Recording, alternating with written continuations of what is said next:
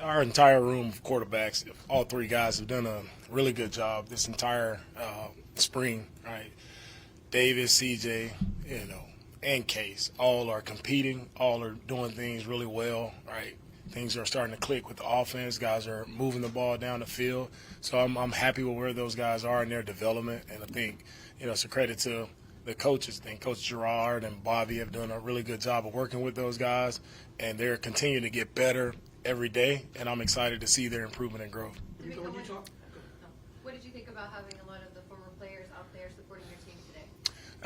It was awesome to see a lot of former players, guys who laid the foundation here for this Texans organization, and so I was excited to see those guys out, and it was fun to talk to them and just let them know how much our guys appreciate their support and how much it means to us to have their support.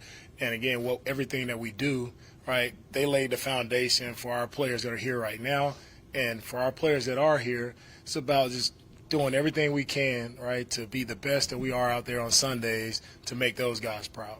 DeMeco, when you talk about your quarterback room, what does it tell you when a guy like Davis on his off time goes to Case's camp over the weekend, spend some time with his kids? He'd have to be there. What do you think with his fellow teammates? Yeah, that's what we want, Mark. We want a team of guys who are connected, not only on the field, spending time in the locker room together, but it's outside of the building. Because I always sense that when you have the tightest teams, the most connected teams, and when guys are doing things in the community together, right, that's profound, right? And it speaks volume to just what we're building here. And it's about a team-first mentality. It's about a brotherhood. And it's exciting to hear that and exciting to see those guys working together. What have you seen from Pierce in the Offseason program, and what do you expect for him this season? And does his physical style of looking for contact, does that work? Yeah, Dameon has been consistent all offseason. He's been here every day. He's been upbeat. He brings tremendous energy, not only to our offense, but to our entire team. So always has a smile on his face, always working hard, improving on the little things that he has to work on.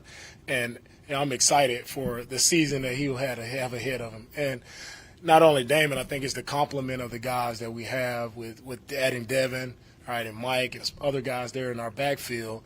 I think it's just that complement where Dameon doesn't have to do it all on his own. But his physical style, the speed that he plays with, the way he is improving in his block, in his pass protection, it's been fun to watch. Coach, finishing out this third week of OTAs, what have you seen from your team, and coming into it, have they met the expectation that you had for them in involuntary OT? Yes, what I've seen from our team overall, I've seen growth. Right, from where we started to where we are now in this third week, it's the growth, and that's what excites me about working with, a new group of guys coming together, young veteran guys, and just seeing those guys come together in such a short period of time, and to see how they've grown from week 1 to week 3. That's the goal that we were hoping for, and to see them go out and compete today. We had a couple, just team periods, everybody off the field, just competitive football, and to see those guys operate, communicate, right, make plays on both sides. It's just fun to see, iron sharpening iron. Along those same lines, are there any rookies that have really stood out to you over the course of the season? Yeah, I mean, the rookies, they're all, as a group, they're doing well. I think you start with, the two guys that we drafted first, CJ and Will. Those guys have done an excellent job with what they've been tasked. They've been getting better. You also talk about a young guy like Jesse Matthews, who's coming along, making plays, getting better. Right, Xavier Hutchinson, Tank, like all our guys have been doing a really good job. Juice has done a great job of just being consistent in there. It seems like a vet already, like with the consistency that he operates at. So all around, we have a really good group of rookies, and I'm excited to see them come back training camp and we put the pads on, actually, get an opportunity to play some real football. I'm excited to see their growth.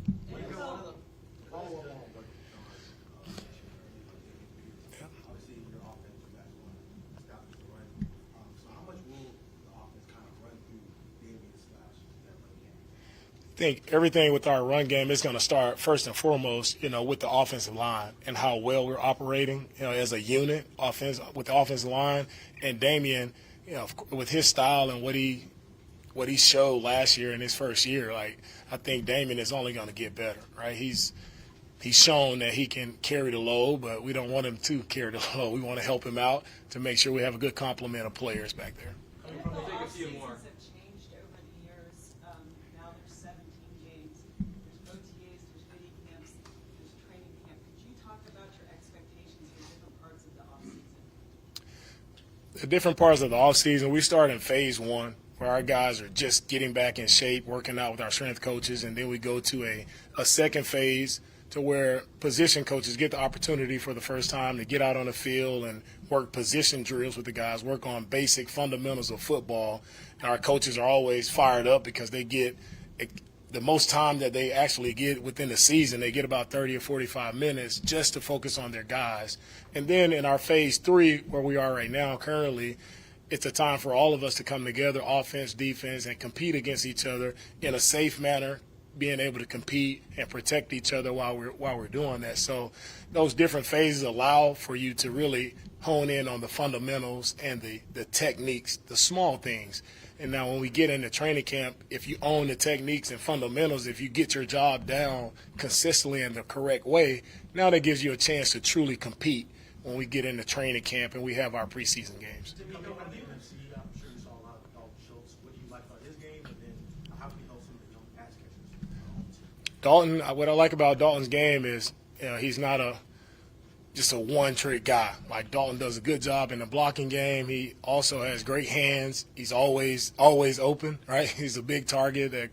He's very quarterback friendly. So it's one thing playing against, going against Dalton a lot there in the NFC. He made a lot of big plays. So I'm excited to see what he can do for us here. DeMeco, we'll take this last three. Have y'all had conversations with DeAndre Hopkins or presentation about DeAndre Hopkins? And do you feel like he's a realistic option for you all as you all pursue what you all want? I think with any player, like good players, right, you come up all the time. Nothing is off the table for us. We'll explore, all options. Me personally, I have not spoken with anyone. We'll close with Cole and Aaron. So when you look at your secondary, you have guys that are able to play multi-dimensional, Jalen and Jimmy, and also Desmond King who's signing up the slot. What does that do for you when you're trying to build out certain formations to allow your advantages against passing sets? With the secondary, they have, I think now the way the game is going, it's more heavy pass, right, all throughout the NFL. So the more versatility that you can have in your back end, whether you're playing a nickel or dime defense, the more DBs you have that can cover and do multiple things, I think the better off you can be when you're trying to strategize against these different opponents that run more RPO game, more passing threats.